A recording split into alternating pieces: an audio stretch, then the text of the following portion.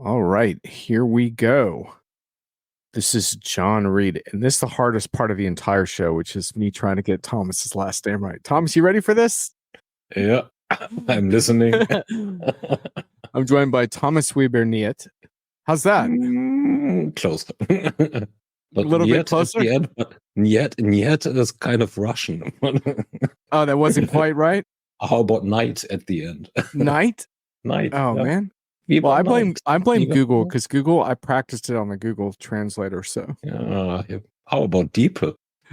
yeah. Well, this actually it's good. It's a good segue to our topic, right? Which is Gen AI is great for translation. Well, not when you get the wrong sound, but I practiced. Yeah, So, well, all right, that gives me something to shoot for next time. So here we are with our workshopping generative AI topic. So, and the best part about this is I have some slides, and Thomas has absolutely no idea where I'm headed with this. So, so let's bring those up now. This actually was this really old slide deck, and the funny thing about this is that one really good use case for me in Gen AI is building my slides. I haven't been able to do that yet, but I sure as hell could use some help. But anyway, when I was going through this old legacy slide deck, I like this second point. I think the enterprise and its so-called thought leaders need to laugh at itself more and acknowledge its own flaws and biases. My content reflects that. I think that's pretty much a perfect segue for our discussion today, because I'm biased on this topic, and I'll explain a little bit why. What triggered this event and what the heck is workshopping? So, and by the way, you're welcome to comment in the chat. You're part of the workshopping as well.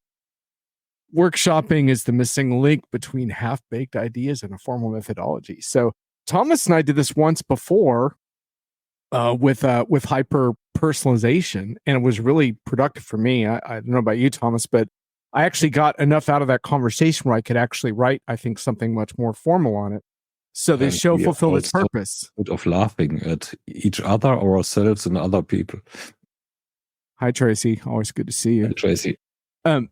So the only problem is then I have to actually write about it, and I haven't written about the workshopping session yet, but the workshopping session accomplished its goal. So I thought, well, this is the perfect opportunity to do it again. And I actually want to start with this thing. I don't know if you saw this, Thomas. This kind of hit the LinkedIn viral stream a couple of times. You can see the clip. Dr. Jochen Wolf surfaced this on my timeline. I want AI to do my laundry and dishes so that I can do art and writing. Not for AI to do my art and writing so that I can do laundry and dishes. I think that struck a chord with a lot of people, and I found it fascinating because I think it kind of, I don't know, summarizes a lot of the problems and issues with the state of AI at the moment, which is that some of the things that we most would want AI to do are actually not really that easy. And robotics turns out to be a pretty tough set of problems for AI. And there is progress being made, but a lot of times in controlled environments. And so this sort of fantasy of robots doing all our heavy lifting for us is not there yet. And I wrote in the comment there, freaking nailed it. Unfortunately, the AI that does that kind of physical movement on the home front is very far away and surprisingly more difficult than many think. Although I guess you can vacuum your floors with that little Roomba thing that's been around for years. Whereas the AI that can attempt to appropriate our writing and art, however imperfectly and problematically, is available now to be used and abused. And sure enough, it's being used and abused. So this kind of triggered me, Thomas, but it doesn't end there. The other trigger is PR bullshit overdose. So I want to show you what happened there. So this was the next one. I got this email in May that was cheap content is now king. And so look, I have a dog in this fight, right? Because like, look, I make a living on. I'm going to switch layouts for a sec because this is important. I make a living on quality content, right? And so, like, I'm not going to lie that this is threatening to my worldview. And for some time, I kind of took the stance, hello, Ethan, Great to see you. Yes, Friday afternoon show. Try to hope you have your drink of choice in hand. It was nice to see you last week. So anyway, so on the quality front, like my whole high ground has been that quality content still matters, and if quality content matters, then whatever Gen AI does with content, like, is not going to disrupt my worldview. Well, it turns out it's not that simple, and it's not. It's not because generative AI can create quality content. It's because there's a lot of arguments to be made around where mediocre content is actually good enough content, and we're going to get into some of the nuances of that during our discussion. But getting back to the slides for a moment here. So I got this PR pitch around this, and this is indicative of my inbox. I get this kind of thing a lot. Early use cases are showing significant benefits from microservices to video production, companies finding large-scale success, 97% reduction in cost and captioning, to which I replied, I'm with you on this, though captioning's been available for years. And as a user for AI for video production, I can tell you it is an excellent help, but not a game changer.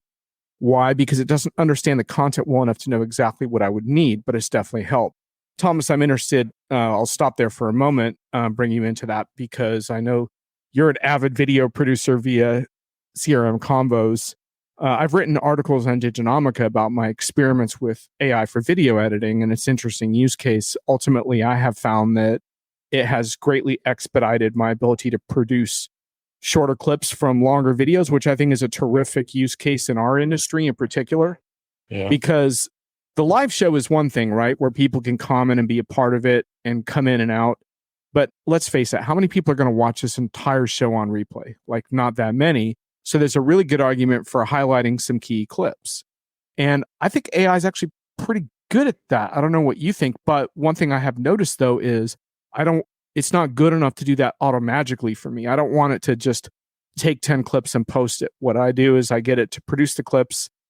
I go through, I pick the clips I want. I do a little bit of tweak, and then they go out when I do the shorter clips. What is your experience? Has this like really helped you in the video editing realm? Yes, that's the short answer. The long answer is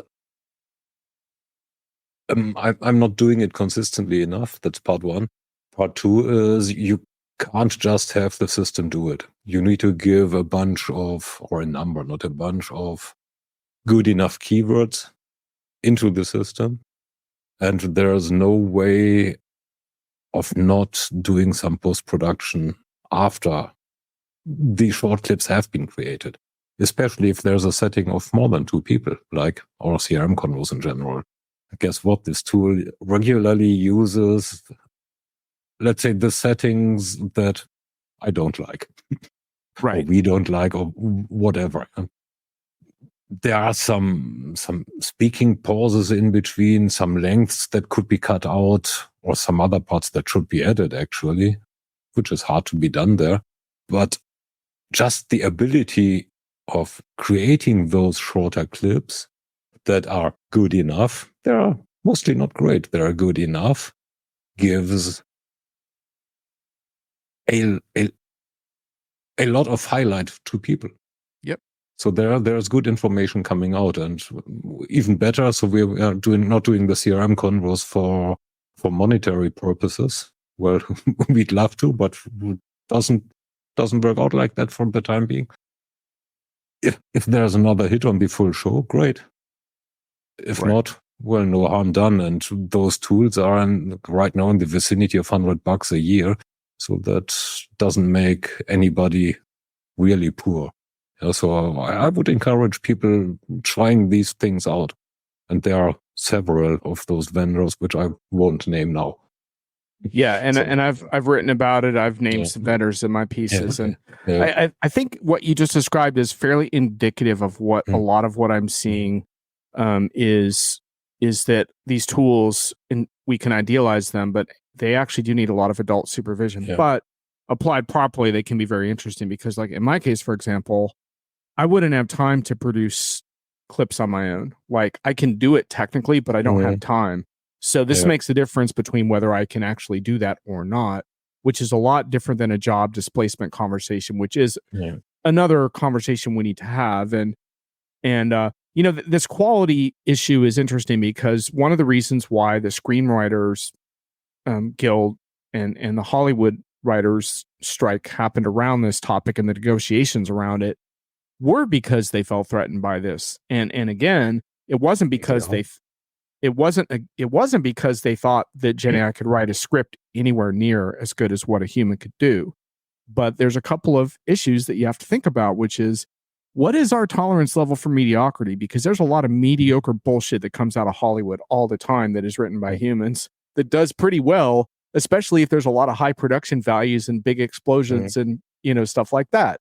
So one issue is, one of the unresolved questions in all of this is what is the human appetite for mediocre content? But the second part is around that was they were concerned about AI generation of raw materials that then they would be asked to essentially hone, but then they wouldn't actually get the royalty or the credits around that. And so it is interesting because while I want to have an enterprise conversation today, it's interesting to look at what some of the concerns around these tools have been, because I think if these tools weren't at all threatening, then there wouldn't have been that kind of ruckus around this negotiation. And so there is something there. One of the unresolved questions in this sort of cheap content is king conversation that does apply to the enterprise is, if it's incredibly cheap to produce content that's acceptable, at what point is there utter commoditization of content? Which kind of gets back to the email for a moment, because I want to continue with this email because I think it's sort of important. So the pitch continues. The ability to quickly and cost effectively transition between 120 languages and a significant reduction in time and cost to create new content. Now, I don't want to skip over that 120 languages part because we're going to get to some of the use cases. And I do think that translation between languages is a powerful use case. That being said, some of the translations are imperfect, which is part of the reason why I'm a little suspicious of Gen AI in this context, because I think one of the reasons people like creativity for Gen AI is because it sucks at getting things right in a nonfiction sense. So creativity is actually kind of gives you a margin for error. That doesn't really work so well with translation between languages, where inside jokes and nuanced points of view get lost. Anyway, so I said, okay, I'll take you up on that. I've seen plenty of mediocre net new content from AI. I'd like to see just one example of quality net new content where AI significantly reduced the time or was the primary creator aside from image generation. Right now, what I see is a lot of flooding of the market with mediocre content. In turn, to get attention, you either have to go viral with outrageous stuff, which I know doesn't work in the industries that you and I work in, Thomas, or alternately turn in better content, which I think is the more optimistic part of this conversation, right? More expert, more relevant to get attention. And I've seen no evidence AI can do that. So ironically, AI's ability to put out so much mediocre content is making it harder to actually use AI to produce really good content, so the bar is so much higher. So anyway, I think it's interesting because I think some of the purveyors of this crap are in for a little bit of a rude awakening, in the sense that we have limited attention and limited attention spans. And if we're going to flood the market with content, and if everyone is empowered to do that, something's got to give. Something has to give, because we can't all consume all the content that we can produce with these tools. So I think it's an interesting dilemma. Let's stick a little bit to shows like we are doing. Yeah, so let's take this CRM convos. So there's not only a post-production effort, but also a production effort. Right. So now, even for preparation, time is short for the guests as well as for us. And we are usually, let's say, not in our most well-known and covered topics. So there's always a fringe topic, a side topic, or an interesting facet that we cover as well. So now you need to come up with talking points. You need to come up with a synopsis, unless you are purely workshopping like we are doing right now, which we're often not. But you need to get a couple of talking points. You have an idea. Formal guests tend to like to see the talking points and stuff like that, right? Yeah, but even for your own mental preparation. Right. So you have a bunch of points, questions. that you get. Maybe it's 3, 4, 5. Then, hey, this show is taking an hour, or it's planned for an hour. So 3, 4, 5 might not be enough, depending on how the back and forth in the conversation flows. Incoming ChatGPT. Hey, these are some talking points with an expert on this and that and whatnot. We want to talk about this facet. What are some additional interesting questions? And well, the thing drops out 10, 15 questions, and we might just choose 3 or 5 and adopt them, change them, adopt them. Then we have the thing. And well, you need a synopsis or a description for all those channels where this is. I now can write one myself, or I can just dump it in again, say, hey, write me a synopsis, not more than 100 words, and make it snarky. Well, I'm glad you mentioned that, because I think we're talking about supporting creative efforts, which gets me to one of the points. Now, I'm not going to go through. These are all discussion points that we may hit on today. And there's another slide full of them too. But this one gets into the second to the last point, which is semantics matter to me. So I'm arguing against creativity for what you're describing there.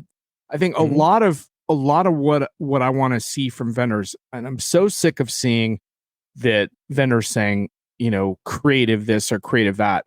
Like, job description generation is not content creation. Just stop it. That's content generation. It's not even generation. Generative in terms of creative. It's we're using the word creativity in a very sloppy manner here. And by the way, I'm not going to spend a lot of time on point 1 here, because we're going to move on from this point. But this creativity, whatever is possible, is trained on the backs of mostly uncompensated artists. So let's just say that, so for example, I was watching some songs written by Gen AI on YouTube, and the only reason Gen AI can compose those songs is because it's been trained off the back of a ton of artists' music that were never compensated for that effort. So let's just say it's just flat out strip mining those artists' back catalogs. So that's what's going on there. And some of that will get settled legally. And now the output is different. I don't necessarily think the output is a legal violation. It's the training that's the violation, in my opinion. But anyway, the output, a little soulless, a little unimpressive. But the thing is that it happens because of what goes into it. And so whether you can truly call that creative or not, the thing that I'm struck by is that even to get that output requires some skill in the prompts. So part of what I was looking at is the prompts people use to create the songs that they wanted to hear, and the prompts were sophisticated, and so there's still a human element. There's still a human element there in pulling out what you want. So a lot of it depends on how you define creativity. I just took the liberty of asking ChatGPT what the definition of creativity is. Great. Let me give it verbatim. Okay. Creativity is the ability to generate, develop, and express original, imaginative, and valuable ideas. These are 3 big words. Solutions or artistic expressions.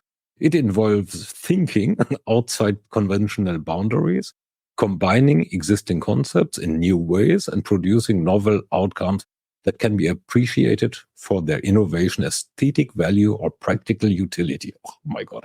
Creativity can be applied across various domains, including art, science, technology, business, everyday problem solving. I think the value is already in the first part. Original. Right. Yep. There's nothing original in whatever gets done of a generative AI system. Indeed. And I'm going to show you all some definitions of creativity later that I think are maybe less boring than that one, but I do think the originality thing I think does jump out. We've actually hit on most of these points already. But one point I do want to really hit on, though, is before generative AI came the algorithmic economy, which is not a content meritocracy. And I think this is really, really important because part of this sort of content generation. I mean, content generation in the enterprise has a bunch of different use cases, and we'll get into some of those shortly. But one of them is obviously marketing based stuff, earning attention and stuff like that. And earning attention is not a meritocracy. I mean, when I go on LinkedIn, like the idea that I'm being shown the best content is absolutely patently false. And that's been false for a long time. I write my weekly hits and misses, and I curate that based on RSS feeds. And the reason I do that is because, Thomas, like I subscribe to your blog, for example, and your stuff doesn't always yeah, exactly. Your stuff doesn't always get surfaced on social channels. It just sometimes it does, but sometimes it doesn't. And a lot of times it's probably worthy of my attention, but I don't see it. You know what I see instead? I see, oh, I'm so thrilled that my colleagues and I, we built this amazing new logo and, whatever, and everyone likes it. And so there's all this engagement. So, and this is one of the things that's been a wake up call for me, is this notion that engagement has become a proxy for quality in the eyes of the algorithm. At its worst, this is very disturbing because, like, when I moderate my local group on Facebook, a lot of the posts that get the most promotion by Facebook are the ones where people are attacking each other and fighting each other because Facebook's like, oh, that's quality because everyone is engaged. And it's like, no, that's actually crap. But anyway, so there's not a content meritocracy out there, which is something to keep in mind because the algorithm is making a lot of decisions about what to show you. And so even if generative AI comes up with good content, that doesn't mean it's going to be any more visible than anybody else's. Mostly content is kind of like a high school popularity contest in the cafeteria. Some people win based on their huge followings and their popularity, and some people lose, and then you're trying to push back against that in all the different ways that you can. So I think that's an interesting sort of subtopic to this conversation. Yeah, and there's one more. LinkedIn for a few months now has this funny feature, rewrite with AI. Oh yeah. So I sometimes try it, and I'm more disgusted with it than with my own writing, which truly is not always great. But anyway, so thinking about it a step further, so not following or following the recommendation or the rewriting of the system that supposedly makes it more engaging or more quality, then it should be transported more, right? So isn't that the system judging its own quality? Indeed. And by the way, those of you watching, if you have some comments on this, this conversation is heading somewhere. I have another slide I want to get to. But if you have some comments, feel free to put them in on this. I want to get into a little bit more of the enterprise use cases here. But I did want to highlight this last bullet point: 2 models for attention in the enterprise: virality, vanity metrics versus reaching the right people. And I'm hopeful that reaching the right people is still going to matter, because otherwise I'm not going to have a career, and I'll be busking on the street corner, and I won't be doing these video shows anymore. But it is an interesting contrast. So, different models for generative AI use cases. Is creativity really the killer use case? I'm not so sure. And Phil Wainwright recently did a post on Diginomica. My colleague Phil, very smart guy, and he was this was actually from Atlassian's Team 24 conference, if you want to look for the post. But the models include facilitate, which are things like digital assistance; find, retrieve, which is all kinds of search stuff; summarize and draft, which gets into a little bit of what we're talking about; and then transform and analyze. So I think it's actually really interesting, because if you go a little further down this list here on the valid content generation use cases, and notice I did not say creativity, I said content generation. I think that distinction matters a whole hell of a lot. One is those who struggle to write, right? So, or write in a particular language. Power of translation, the power of syntax. For example, a classic example would be screenwriting. Like, if I wrote another script, again, I've written a couple scripts, I would have Gen AI fill out all the script syntax, right? Gen AI is really good at syntax, which is why it's pretty good at code. Multimodal. really good for summarization. Brainstorming, we can talk about how creative that actually is. Cross-checking your work, you can ask Gen AI, like, poke some holes in what I just wrote, show me why this is wrong, show me what I missed. That's really interesting. So anyway, I think there's really interesting ways to use this technology in the context of content. And like Thomas, I think the productivity examples are interesting around like whether it's helpful to have like LinkedIn write something for you or not. Like, because what I find is that we had generative AI like take a transcript from an interview we did and like write an article about it. And it was actually fairly impressively done, but the problem was just all the jargon. Like, it's been trained on so much tech jargon, and I hate jargon heavy writing. And so for me to take all the jargony crap out of an article, it would actually be faster for me to start from scratch. But that's because like I'm a writer. Like, there's a lot of shit I'm not very good at. I'm good at writing. So for me, like, that's not a problem. But I have talked with people who say, this gives me a huge head start. And you can certainly see, especially in informal use cases, like things like email correspondence, how that's eventually going to be really useful. And maybe it'll even be useful in hyper personalization. But if you want to talk about that, check the replay of our last workshop.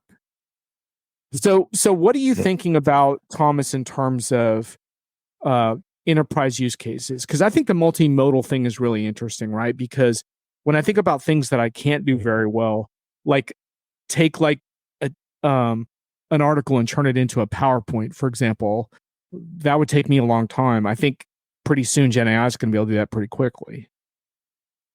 Yeah, maybe. So I'm still struggling sometimes with the AI's ability to summarize free-flowing conversations, because they don't always have, well, they are not structured enough to do a good summarization for the system. This is probably because they still don't have enough of a context window so that they can collect the overall context well enough out of a, let's say, 1 hour or 2 hour conversation. So that's hard for ourselves. It's hard for us. So probably not really fair to blame it on some technology that it can't do that if we can't do it ourselves. So I don't see the real one system. So when it comes to enterprise use cases, I actually currently tend to think that it's necessary to have several different systems cooperate in an orchestrated way. However, this orchestration then works. But I do not think that we have the one LLM to rule them all, to quote a great set of movies. Or great author, actually, so not the set of movies. So here's an interesting one, and by the way, those who are listening, if you want to share any of your use cases, I'm particularly interested in enterprise use cases that are operating at a kind of a larger scale, but there are also personal productivity use cases, obviously, that are interesting. I wanted to get back briefly to the instant mediocrity at scale.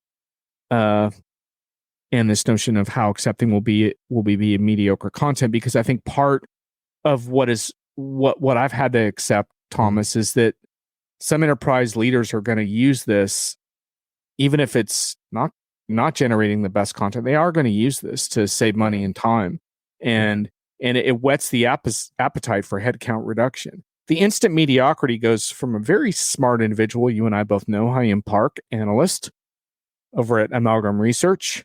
And I think instant mediocrity at scale is a really interesting way to think about this, because there actually are use cases where that kind of makes sense. And then when you get to this next slide here, the best use cases in learning, including product FAQs, require expert data. Well, this is what gets a little bit interesting about enterprise AI, because you can take that capability to post like instant mediocrity as Park described it, but instead feed in the prompts via your so-called retrieval augmented generation techniques and stuff like that. Feed in the required clean quality data about a particular product, right? And then have generative AI generate FAQ type information around that. That actually is interesting because that's not totally mediocre anymore, because when I read an FAQ, I'm not expecting for it to be like whatever, Catcher in the Rye or Tolkien Lord of the Rings or whatever you might pick your writer. I don't need that. I just need really informative information, and I think that is well within the scope of generative AI. And suddenly the instant mediocrity is not quite so mediocre because it's being honed by very specific inputs. I think that's fairly interesting.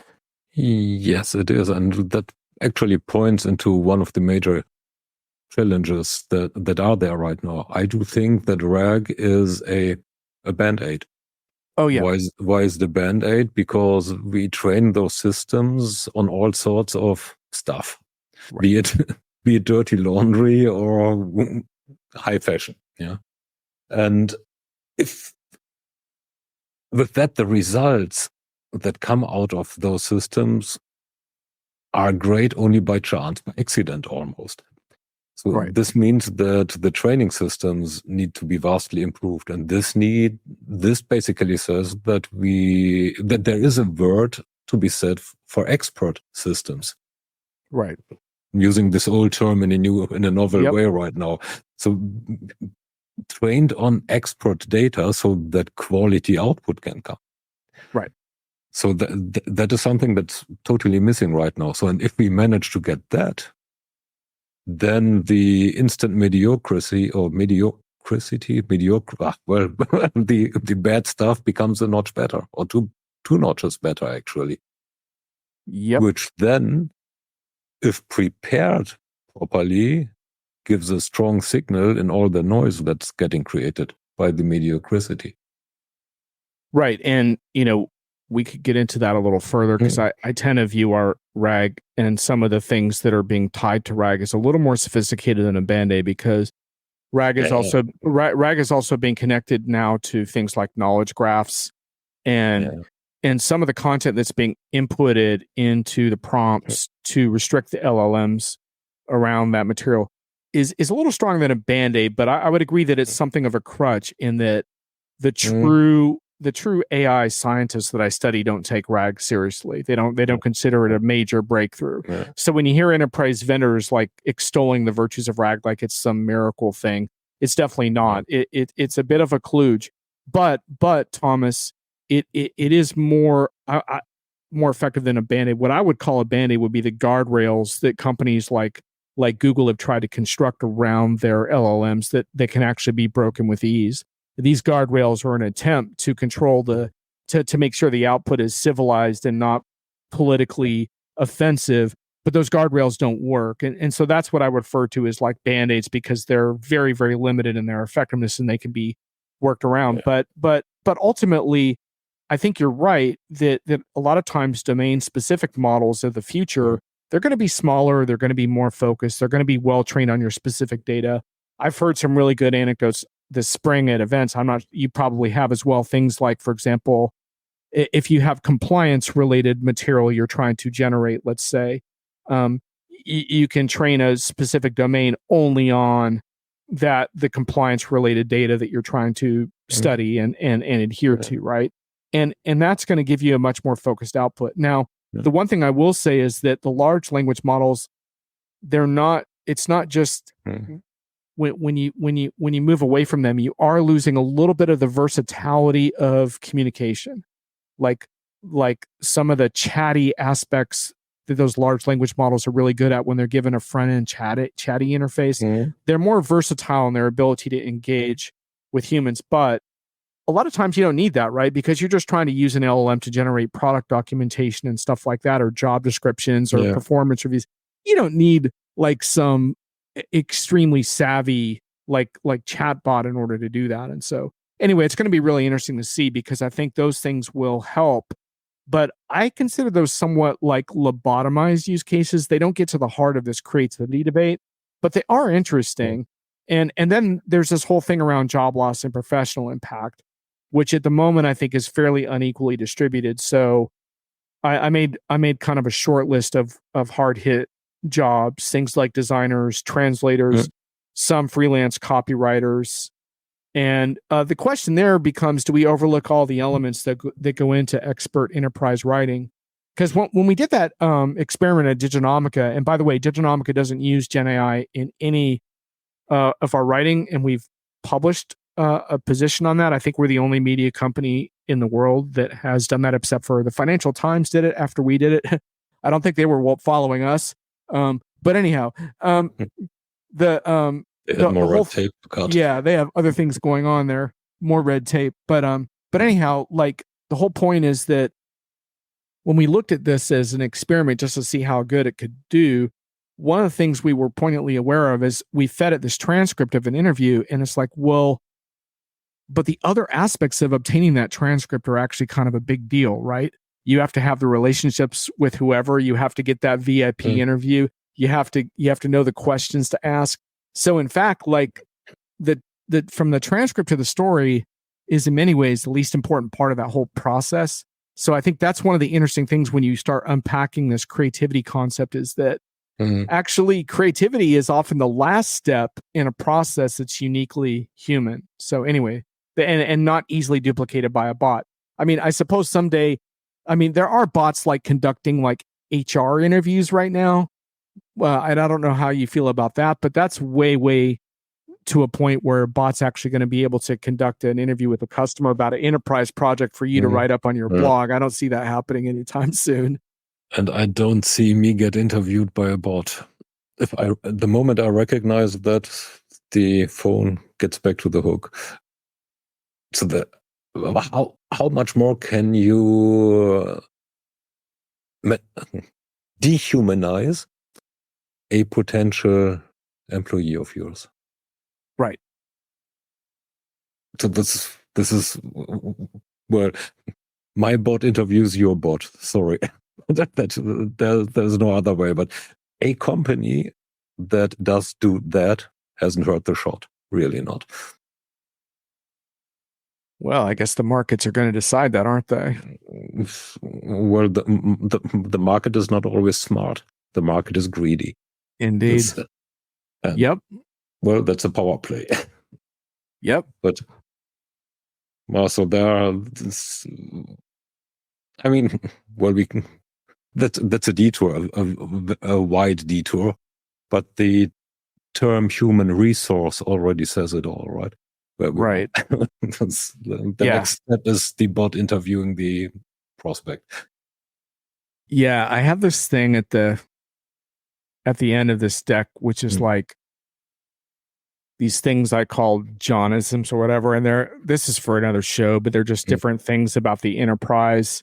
But there's a couple that are relevant to this discussion. The bottom one is no technology, not even AI, is above the need for project accountability. Agreed upon metrics from all parties, measuring those metrics on a continuous basis, which I think is really interesting because a lot of people seem to be taking this on faith that somehow AI is not accountable to project metrics and project ROI, but especially when you consider the costs, I think that's important. But they are trying it. Remember, that's 2 months ago. Yeah, the Air Canada lawsuit that Air Canada lost. Yep. This was the bot promising a refund to a customer, right? Which the customer dared to sue for. And guess what? He got his refund because the bot acted as a representative of the company, and not as a rogue entity. Yeah. And the law around all of that isn't fully established yet, but I think that case was a big wake-up call to a lot of companies who want to, like you said, the market tensions around rolling this out quickly versus lawsuits get executives' attention as well. In the middle of this page, if you plug, this is supposed to say next gen tech, off to fix that typo. If you plug next gen tech into a customer in different framework, you get customer hostile and different results. Same with AI. If you plug AI into such a framework, you get headcount reductions.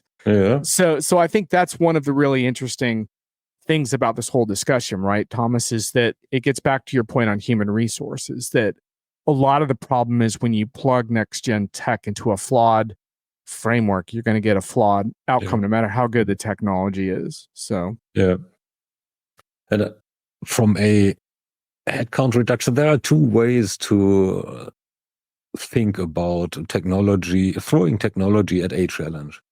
One is getting better things done.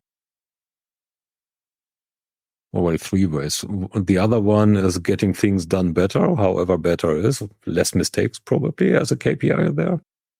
And the other one is getting it done cheaper.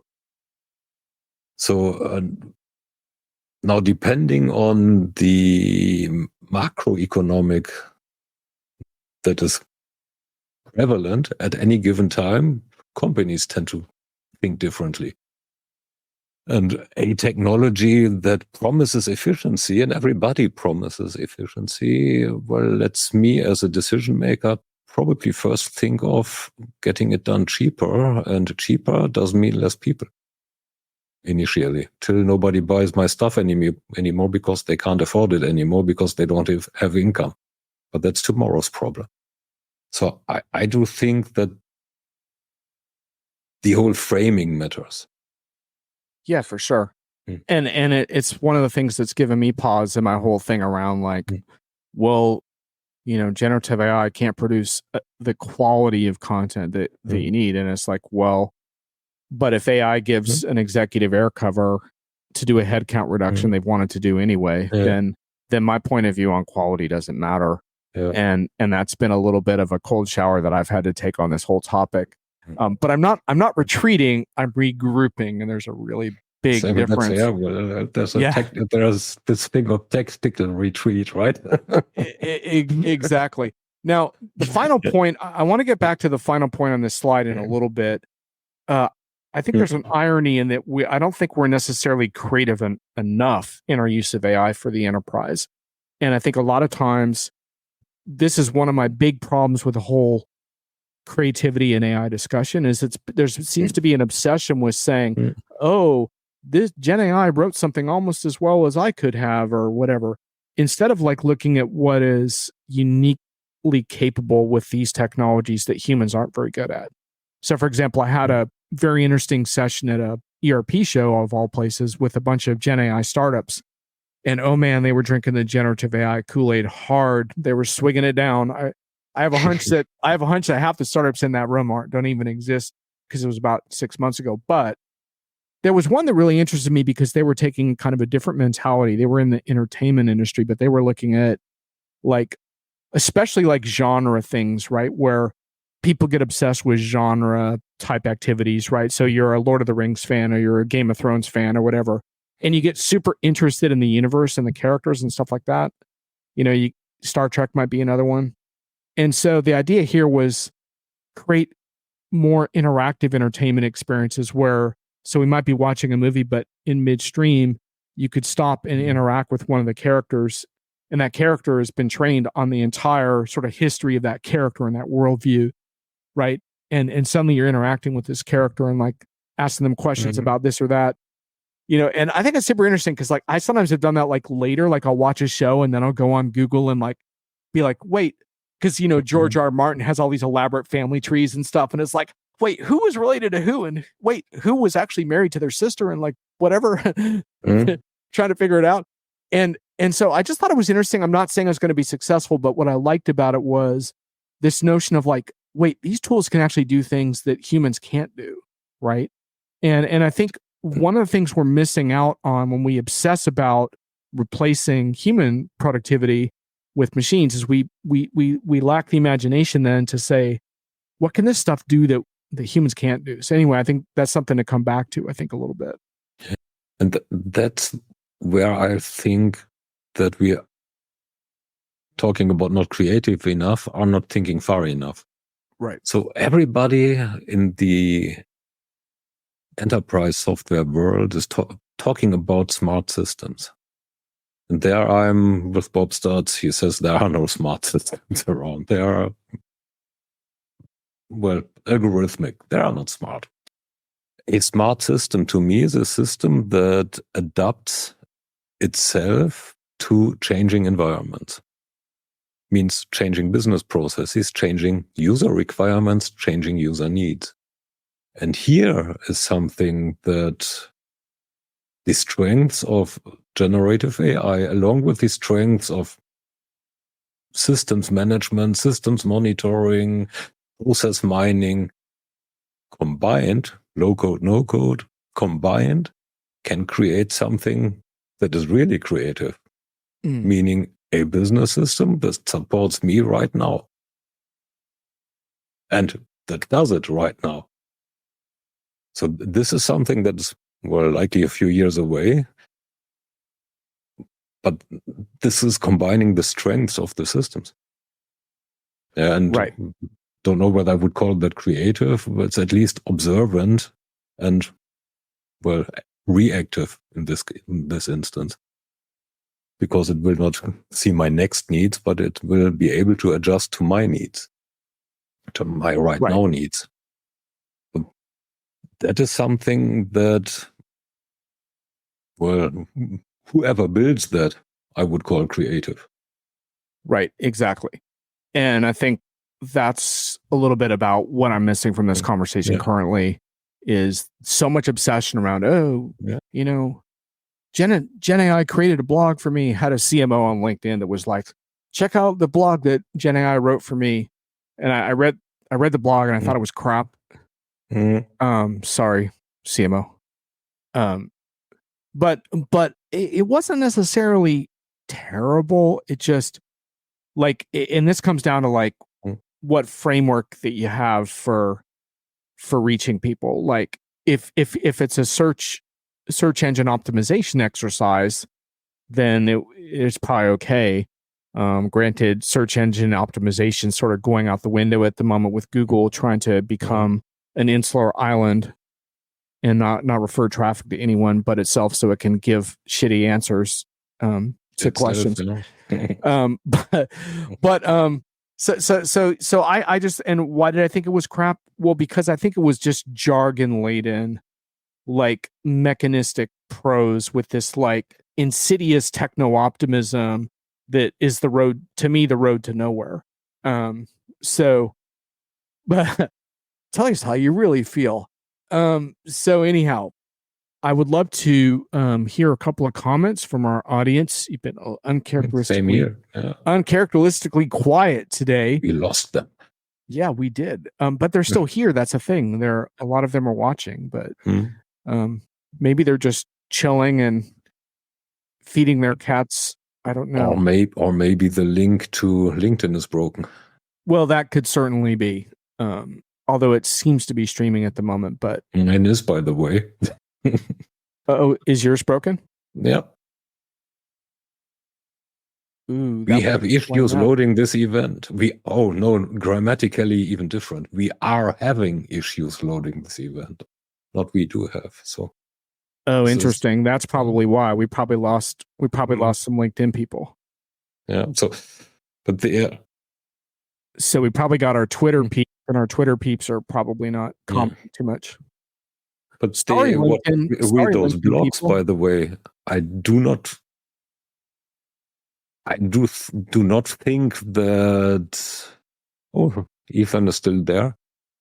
At least as digital twin. I do not think that the quality actually deteriorated.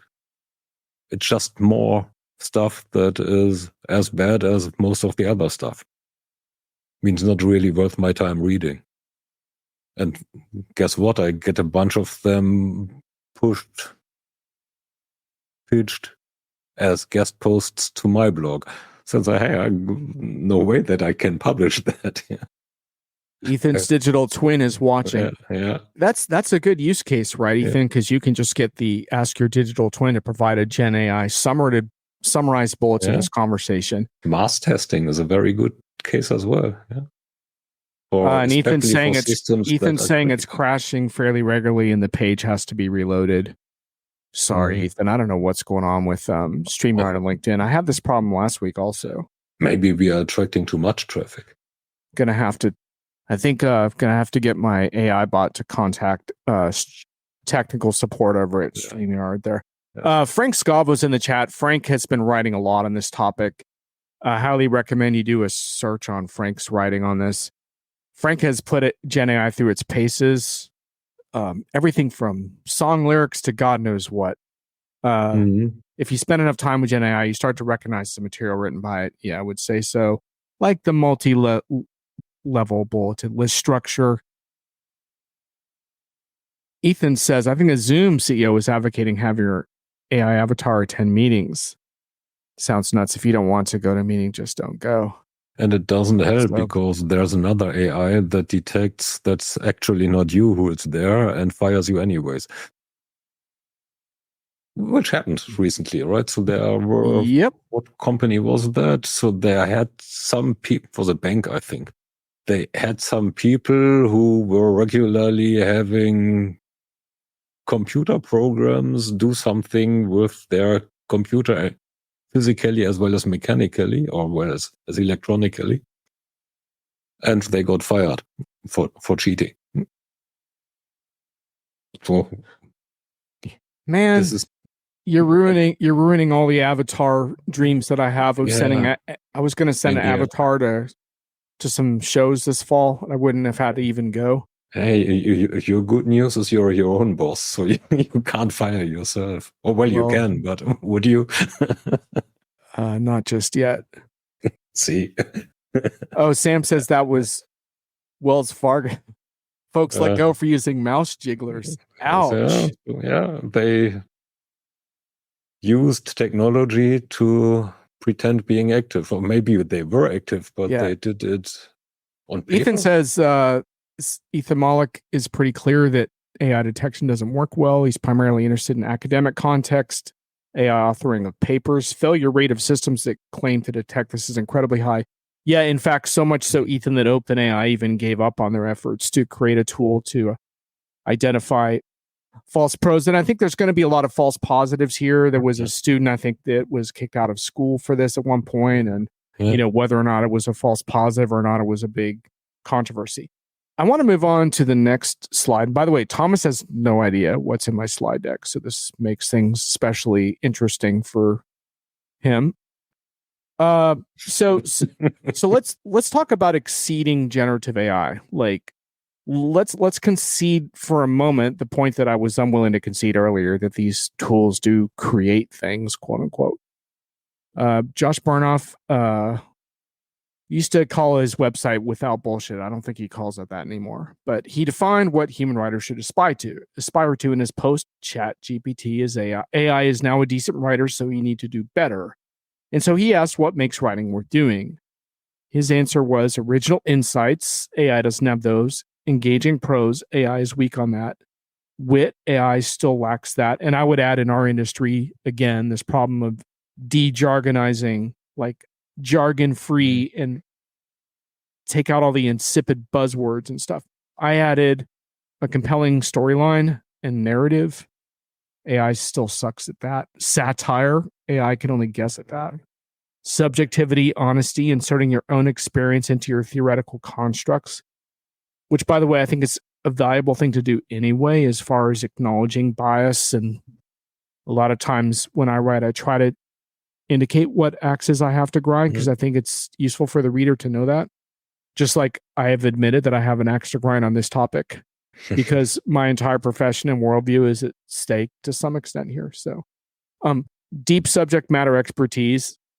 AI can only source that from whatever it is trained on. New ideas and newsy developments. AI is always chasing new ideas from behind. So this is, to me, like a little bit of a laundry list of if you want to take a more optimistic stance on all of this and not give in to the dystopianism of sort of like a world of like cheap, cynically generated content, I think this is the interesting challenge, which is to be more human and more compelling. And I think especially in the enterprise, God knows we need more of this type of content anyway. We've even before Gen AI, we didn't have enough of this type of content. Yeah, there. Well, what does Ethan have to say? He says, looking at chess and Go may be instructed. Are we writing or doing art in order to be the best? If so, we may be in trouble. Are we doing it because it is inherently worthwhile? Then we'll be fine. The part in brackets at the end is the important part. Some of us live off it. so they are probably not fine if they are ignoring the economic aspects of it. So, I mean, chess, I agree, Go not so, because the combinatoric explosion there is just too big even for generative systems. So, which was to some extent proven by the fact that the champion system that beat all those Go champions lost against a rookie, a human rookie. Right. Who played for the first few times. So that probably could have happened for a master Go player as well in that case, probably. But anyway, so what I do think is your points are pretty important, especially the satire one and the changing of cadence one in the writing to keep it engaging. This goes into the answer of George. Yeah. So I think what makes something relevant is it needs to be on point, answering a question that is, or several questions that are currently there, in a way that it's getting understood. The problem is that if it is done by John Doe is probably not heard, even if he's the best writer on the world, on the planet, or of the whole universe, of the 50% that are remaining after the snip. Even then, because he doesn't have the distribution. And this is where the problem comes. This is where the whole SEO industry started off with, right? Make sure that this John Doe is the one that gets top of the list. Right. And that's kind of the thing I noted in the first part, is that the algorithmic economy plays a major factor here that predates generative AI, but has a lot to do with this discussion and should not be forgotten. Ethan, I would take a little bit of an issue with the chess example, though I think you make a really good point around why would people still play it. But the thing is that chess is a rule-based system, and AI can be like taught how to win at that system. Creativity isn't like that. In fact, some of the stuff that I watch the most on YouTube, like music-wise, is actually people that aren't really that good, but their raw authenticity like affects me and affects me emotionally. And so machines aren't really good at that yet. Now, we're talking about a particular generation of AI that's based on deep learning models, and this could change in the future. This is not, the stances I'm taking here are not set in stone for all forms of AI that ever get developed. This is basically this form of AI, which is essentially doesn't have a world model, and I'm sorry, is not sentient at this point in time. But that could change. And we're not going to have the sentient debate today. So here's another interesting one that goes a little bit beyond creativity, but it kind of gets into more soft skills. And this came from Diginomica, Chris Middleton, who writes a lot on AI for Diginomica and does a really good job. And he wrote about this notion of soft skills mattering more than ever. And I wrote that technical virtuosity doesn't cover it anymore. This is in my weekly hits and misses review. And I quoted Chris, what they look for is people who are brilliant at working with human beings, individuals with great emotional intelligence, communication, interpersonal skills, and problem-solving abilities. All those soft skills are often absent from a world that is focused on tech. And Chris went on to point out that that's all well and good, but that's not what our educational system is producing. And then critical thinking skills as well. And then I went on to sort of take issue with some of the things that Chris had asserted around ceding creativity to AI. AI is making inroads. This is some of the stuff we've talked about today, particularly blunt force, repetitive content creation like SEO, content gaming, and newsy summaries and image creation, thanks to all the artists whose work was unethically used as training fodder without a shred of consideration. Gen AI can be useful for brainstorming also, though there are a few jobs to take there. But there's a certain kind of brilliant, sustained creativity Gen AI can't do yet and won't be capable of anytime soon. And then I wrote, Granted, some enterprises think they can earn enough attention without needing that, and I think they're wrong, and I've tried to prove it.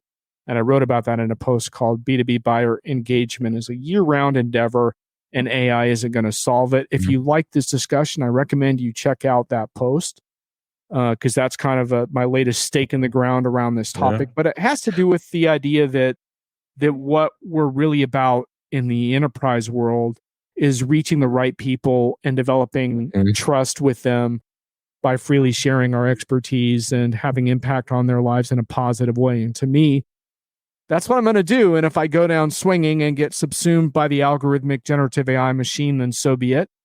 But this is where I'm taking my stand, and I'm not backing down from there. There is one thing around it that comes to the emotional intelligence part. It was last year, I think last summer, a study was published that was about empathy. And basically what is empathy is could be our first question now. But what they did is they tested doctors against a chatbot when it came to communicating the diagnosis. And 8 out of 10 or most of people said that the bot, without knowing that it was a bot, was more empathetic than the doctor. So this means, to me, it's always the question, is it a duck? And this looks like it sounds like a duck, it walks like a duck, and it swims like a duck. Then it probably is a duck, means empathy. So emotional intelligence, what is it? So can't an AI system be already ahead of the average of us?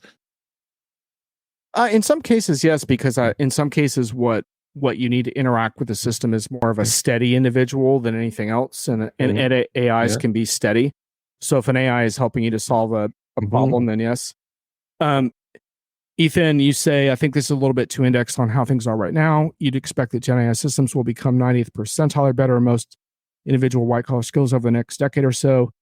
There's not a lot to feel good about here for undifferentiated workers. I agree with the last sentence, but not the rest. Look, I make a big distinction between, I don't think of it as skills as much as tasks. I think there will be improvement in tasks, but I don't see improvements coming in things like problem solving, the ability to follow through on complex issues with customers and things like that. And look, this is a debate. There's some people that think that Gen AI will continue to evolve and scale.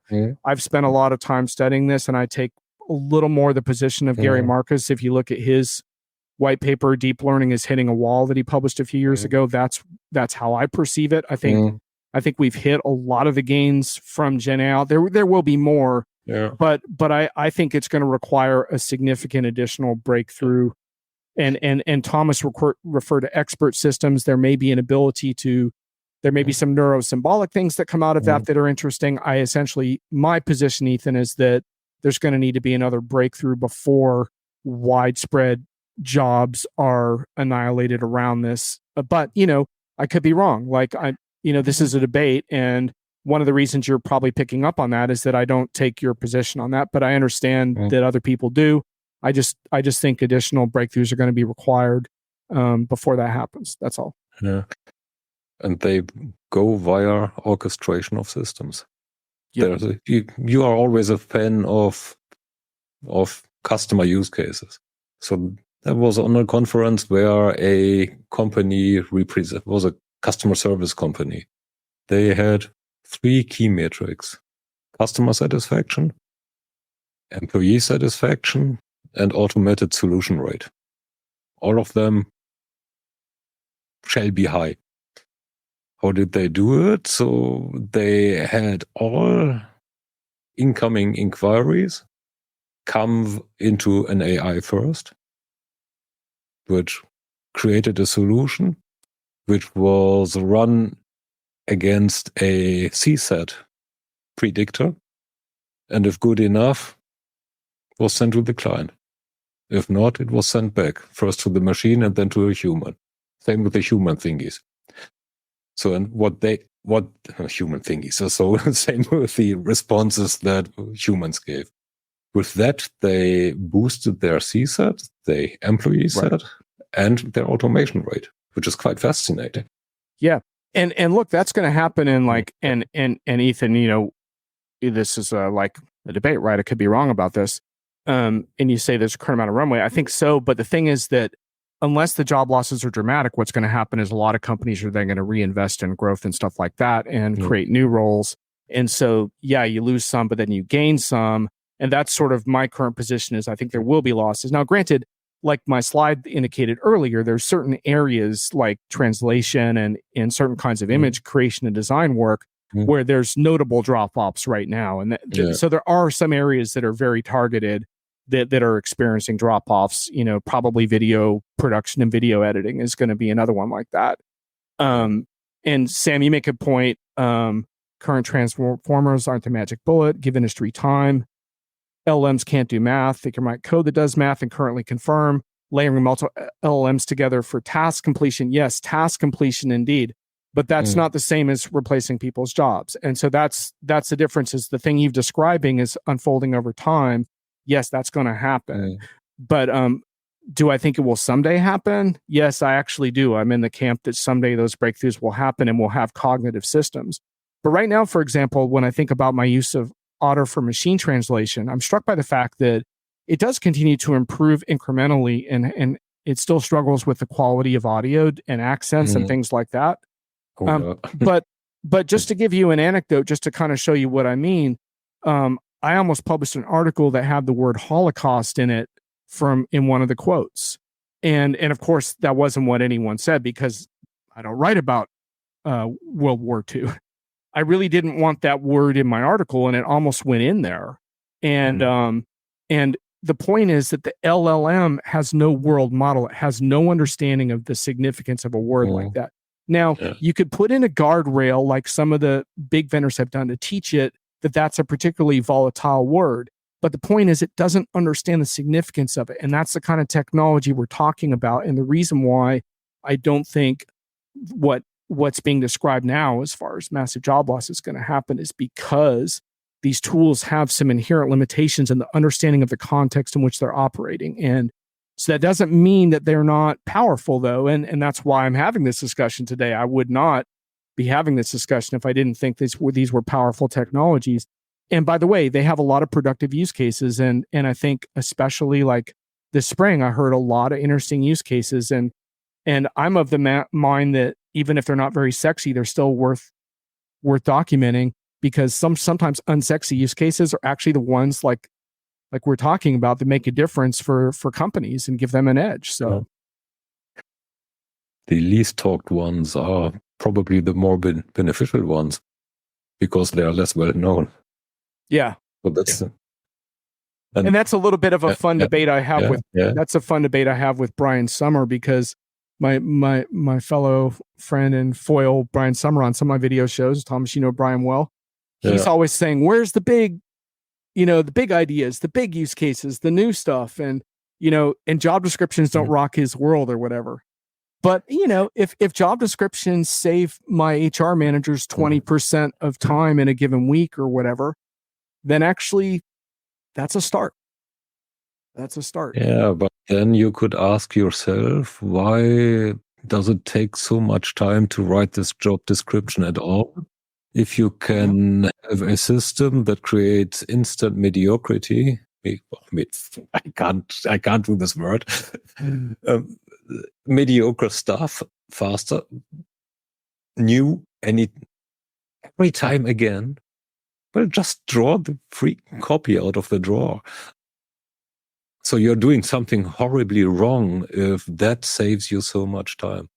Then your whole system, your whole process is broken. Your whole idea of being different is broken because then you're actually not. So, and this means that the generative AI system doesn't solve a problem. Actually, it only shows you one at a high expense, by the way. Yeah, right.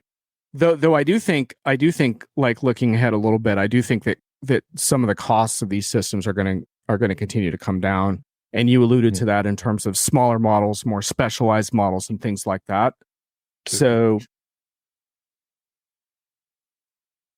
Ethan says, personally, I don't think we even need the systems to get much better. The increase in productivity of high-performing individuals will be the main way we see a gain. These people bridging gaps in reasoning and problem solving that LLMs have. It's a worrisome prospect, and we should probably be thinking about how to realign our organization so that we still have effective ways to train less experienced people and have meaningful, valuable work for people. Yeah, and Ethan, this is kind of, I think, where you and I are like aligned on this topic is I think it's important to have that conversation now, not later. So even if I might think this is going to unfold in like a longer period of time, then I think the job conversation does need to happen, especially like when you look at like junior level individuals and how they got footholds in particular industries to make sure we don't lose that particular transition for people. So I totally agree that there has to be a conversation about skills inside of organizations, and it is going to have an impact on people's careers because there's certain kinds of lower level roles that were often the way you kind of got your spurs or whatever. And some of those lower level roles are not going to be the same anymore. So we have to really take a hard look at that. Yeah, definitely. And how to avoid being gamed from all involved parties. That's the most interesting part, because there's so much black box in there that, well, like the Google search algorithm, right? So it's gotten gamed since its existence. Hence, it got changed all the time. So there are a lot of ethical and economical fun questions in there. Yeah, and the other thing that gets back to now you can't see us because Ethan's massive quote is on the screen. But Ethan, the only thing I would say that we touched on earlier in the show, but you might have missed it when I was reloading this, when you were reloading, is that type of comment assumes like ethical organizations using this technology in an ethical manner. And I think like even if the tools, in my view, aren't quite ready for certain things, unethical companies are going to go ahead and use them in the ways you're describing. And there will be headcount reductions. Now, at some point, will they have to rehire people when they're shown like, hey, this chatbot's giving out bad information? Because that's one of my main contentions why these systems are not leading to this fast sort of headcount reduction is because of the accountability and human supervision they still do require and will require for the foreseeable. But it's not the case in every case. Like there's a bot for New York business owners that is giving out incorrect information, and they refuse to take the bot down, even though that was exposed like 9 months ago. So, if you're going to just plow ahead, then yeah, that is going to eliminate a lot of jobs. I'm kind of operating on the assumption that most companies, even if they're kind of unethical about it, are ultimately going to get exposed through liability and stuff like that, and they'll have to like come back on that. But if you're not going to be ethical about it, then yeah, you can wipe away huge swaths of people if you want to. So organizational philosophy, Sam says, well, see, organizational philosophies on AI become a selling point for employees. Do I want to work for a CEO that wants to push for AI augmentation of existing employers, or ones that wants to trim headcount as much as possible and replace everyone? I think that's a really, really huge point, Sam, and thank you for pointing that out. That is a vital point, and I totally agree. I think that the trust issue is going to be huge for this entire conversation. It's going to be huge for content. It's going to be huge for how we do business with vendors and how I think we're going to choose vendors whose AI approaches we trust. And to your point, we're going to want to work for companies that are using this technology in a humane way and being transparent about it, but also to Ethan's point, acknowledging areas where we are achieving efficiencies and where there will be changes. To pretend like there won't be any changes is absurd. So I think that's a really good point. I mean, none of us objects to getting rid of the boring aspects of our work. No. So we would be stupid, wouldn't we? Right. Which brings us back to the very beginning of our discussion, doesn't it? With in case anyone missed it, this was the thing that really kicked this off, was this. I want AI to do my laundry and dishes so that I can do art and writing, not for AI to do my art and writing so I can do my laundry and dishes. See, what I responded to that one, by the way, was AI starts with the simple stuff. Yeah. Well, and it turns out that AI can do some pretty sophisticated things in the context of language, but in the context of in the context of the unpredictable physical world, not so much. Yeah, not so much. Though, if you listen to the CEO of NVIDIA, you'll get a much more optimistic view. But keep in mind, he's selling shovels right now during the gold rush, and I am not. Big time. So he is absolutely big time. Well, I want to thank you, Thomas, for your willingness to workshop this with me. Thank you for going down this road. Always fun with you, always. Did we miss anything that you wanted to comment on? Oh, no. So we covered things. We probably could continue for an hour or two. Yes, we could. But no, we are good. We are very good. Cool. And I want to thank the chat for really opening up there at the end. Sorry for the technical problems we had earlier. Ethan and Sam in particular, and Frank as well. But Ethan and Sam, thank you for getting into it in the chat. That adds a whole lot of value because that was good. Yeah. Because, I have my take on that, but, no one knows exactly how this is all going to play out. So it's really good to get different points of view. So thank you so much for that. And we might do workshopping again sometime. Next time I have looking forward to it. We'll surely find another topic. Yeah, actually, I want to just check the slides real quick and see if there was one more thing in here. I can't remember. I think we're done though. Oh, there's little Johnisms there. Customers are deluged in the barrage of AI vendor hype. Oh, yeah. Oh, and finally, keynotes are still too long and boring. Customers learn through interaction, not through keynote blather. Sorry, but I had to take a cheap shot. Oh my gosh. Maybe will we ever learn? Maybe we should have them created by an AI and presented by an avatar. Yeah. Or maybe I could borrow Ethan's avatar and use that to attend the keynote so I can do other shit. Yeah. Oh my God. Well, send your otter bot. Yep. Talk about good use of summaries. Please summarize the keynote for me so that I won't make a fool of myself in the vendor briefing, even though I skipped their keynote. That'd be a good one. Yeah, just for the fun of it, you could download the transcript of this one after we hang up and send it through a summarization bot. Let's see what that one says. I plan to do that, Thomas. I will send you the results. And by the way, transcripts need to break a stick for StreamYard, what we are using here.